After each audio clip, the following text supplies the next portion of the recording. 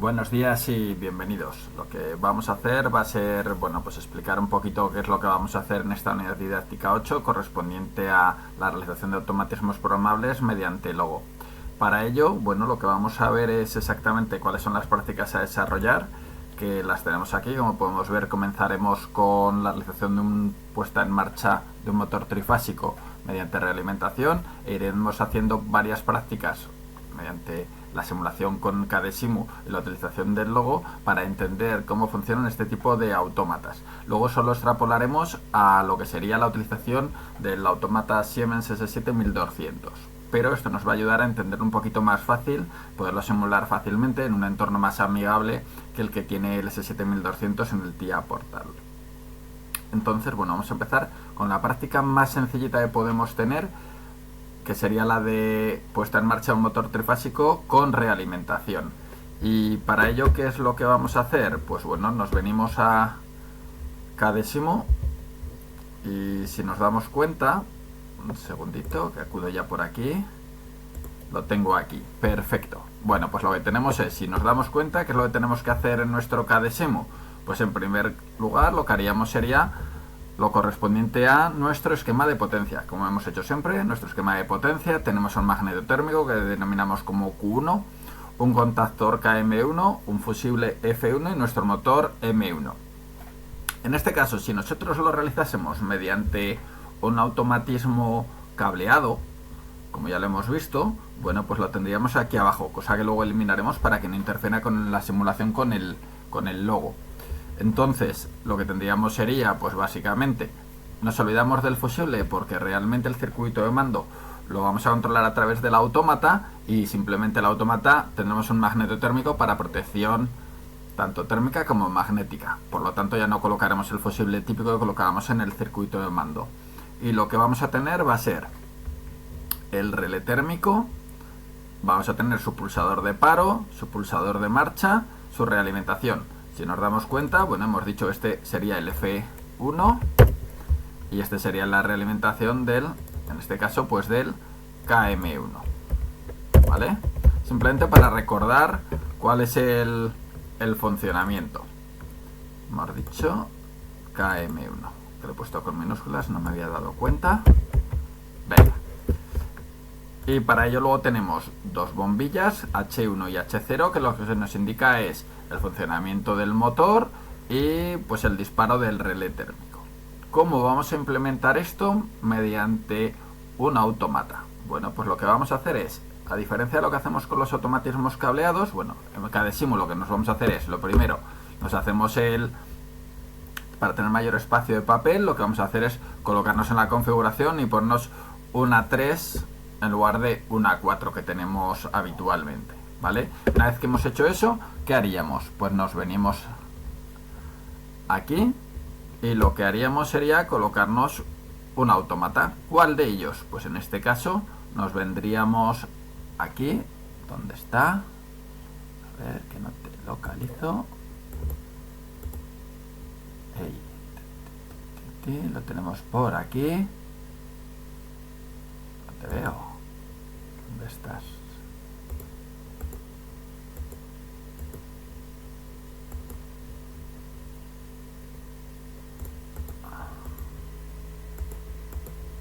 Aquí, no me acordaba, estaba en el IO y cogemos el tercero de aquí. Este pone como módulo lógico. Si lo cogemos, lo que nos vamos a traer es el autómata.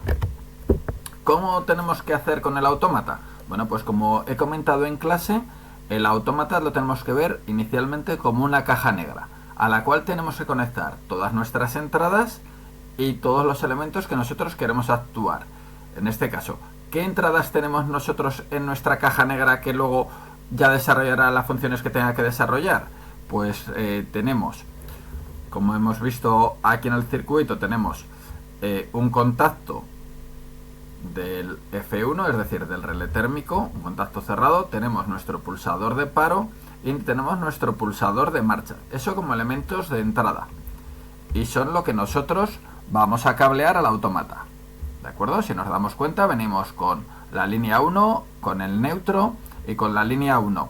Traemos el pulsador S0 y lo llevamos a la entrada 1 del autómata. Cuando utilicemos esto tenemos que utilizar el cable de línea que hemos utilizado siempre y lo llevaremos hasta el relé térmico, y del relé térmico lo dejaremos y finalizará justo aquí, donde está el borde del autómata correspondiente a la entrada I1.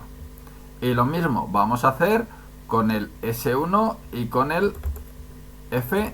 Nos falta ahí por colocar un nudo de conexión que vamos a aprovechar ya para colocarlo ahora mismo.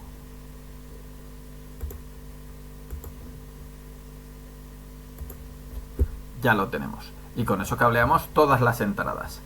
Las 3 entradas las tenemos ya cableadas. ¿Y qué elementos sobre qué elementos tenemos que actuar? Pues está muy claro que los elementos sobre los que tenemos que actuar son la bobina del contactor KM1, nuestra bombilla H1 y nuestra bombilla H0. ¿Qué es lo que podemos hacer? Pues en este caso, si solo queremos utilizar 2 salidas del autómata para optimizar, pues podríamos, fijaros, las salidas del autómata son salidas de relé. Quiere decir que esta salida Q1, cuando se active, ese contacto que está normalmente abierto se cerrará. Lo mismo con la Q2, con la Q3 y con la Q4, es decir, con la que se active en cada momento, ¿vale? O que toque activarse. Por tanto, ¿qué es lo que tenemos que hacer para que la bobina de este contactor que nosotros hemos utilizado en nuestro automatismo funcione? Pues le tenemos que llevar, como siempre, la tenemos que alimentar con línea y neutro, es decir, a 230 voltios, y para ello, fijaros, lo que hacemos es traemos la línea, la llevamos a la entrada de ese contacto y a la salida de ese contacto lo que hacemos es decir, a través de la salida de Q1 la llevamos a la bobina del contactor y de ahí al neutro. Y la bombilla H1 pues la ponemos en paralelo con KM1. Por tanto se activarán simultáneamente a través de Q1 tanto KM1 como H1. Y la lámpara H0 correspondiente al relé térmico, pues ¿qué tendremos que hacer? Pues la tenemos que activar mediante otra salida, en este caso con Q2. ¿Y qué hacemos? Pues la entrada de Q2 viene alimentada de la línea y el retorno o la salida de ese contacto de Q2 es la que llevaremos a la bombilla y a su vez al neutro. ¿De acuerdo? Bueno, pues con esto que tenemos hecho tenemos definidas las entradas y salidas que va a tener nuestro autómata. ¿Vale? Además de eso, si os dais cuenta, este autómata tiene que ser alimentado eléctricamente.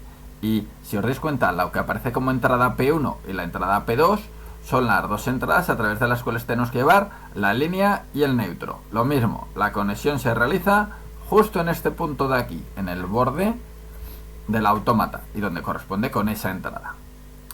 Una cuestión a tener en cuenta y que es muy importante a la hora de realizar el diagrama de contactos. Bueno, tenemos nuestra caja negra, ¿vale?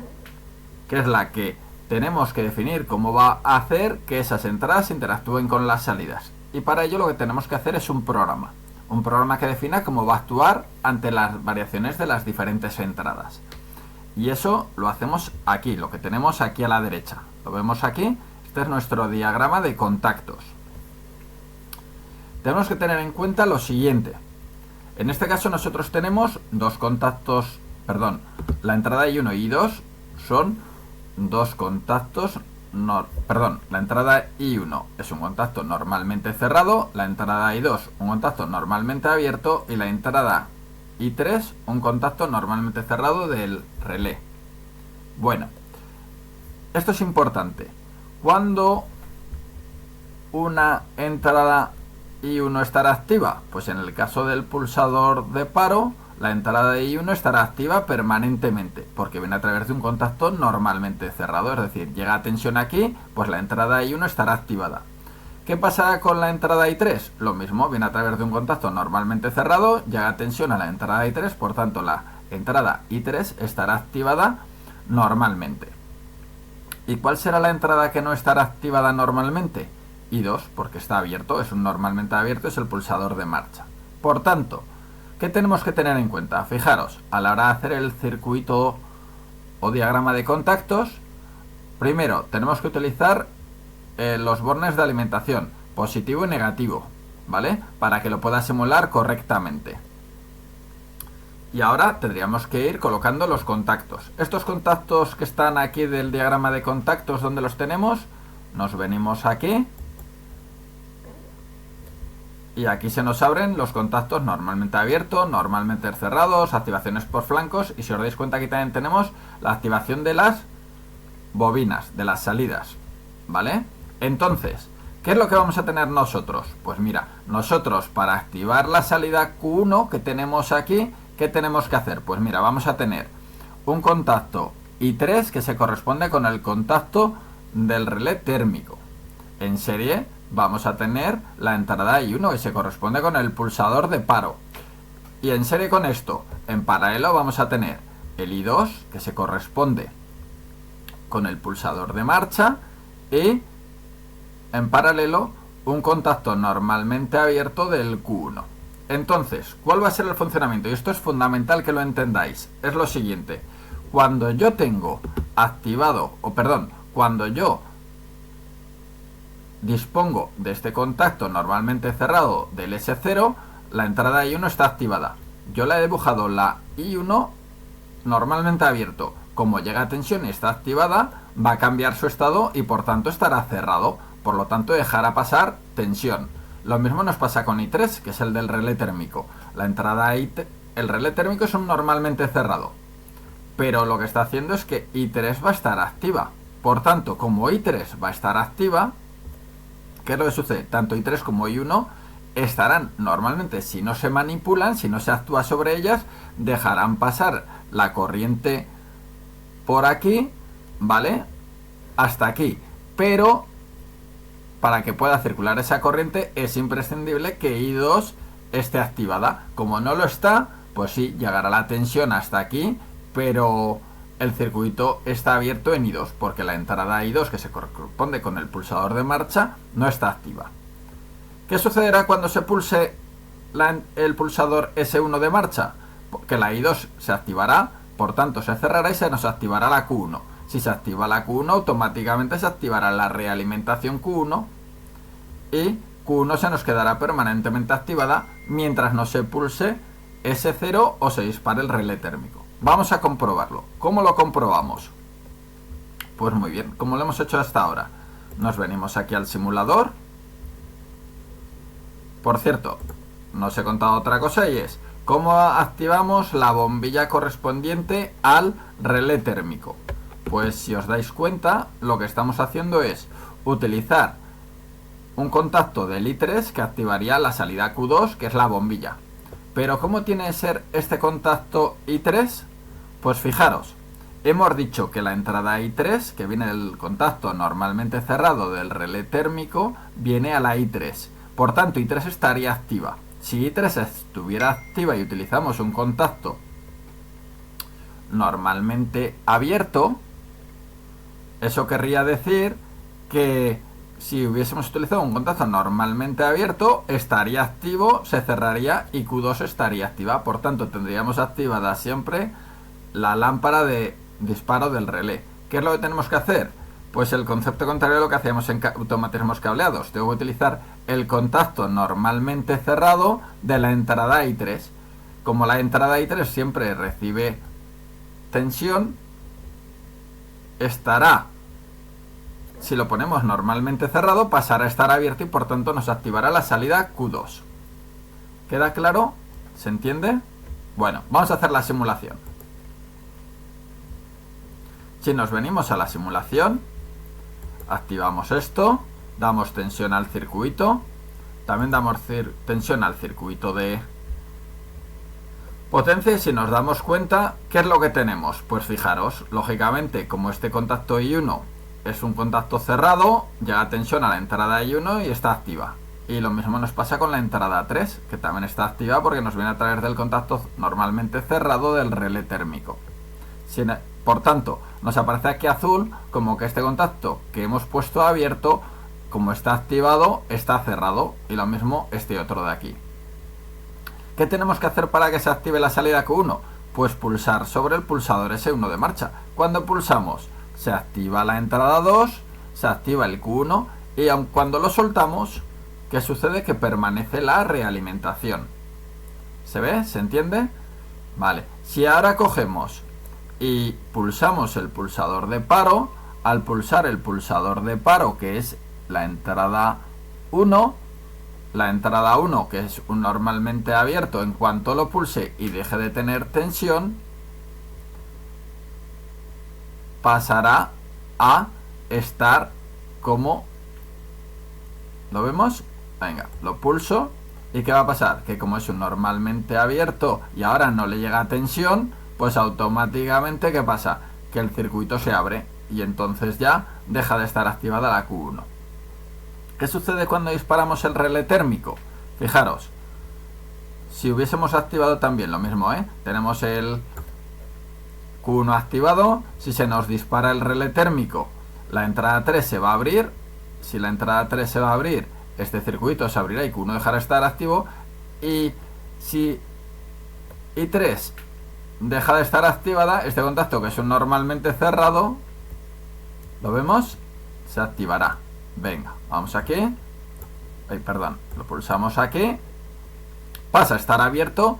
I3 deja de estar activado, permanece en su estado normal, que es normalmente cerrado, y entonces se nos activa Q2.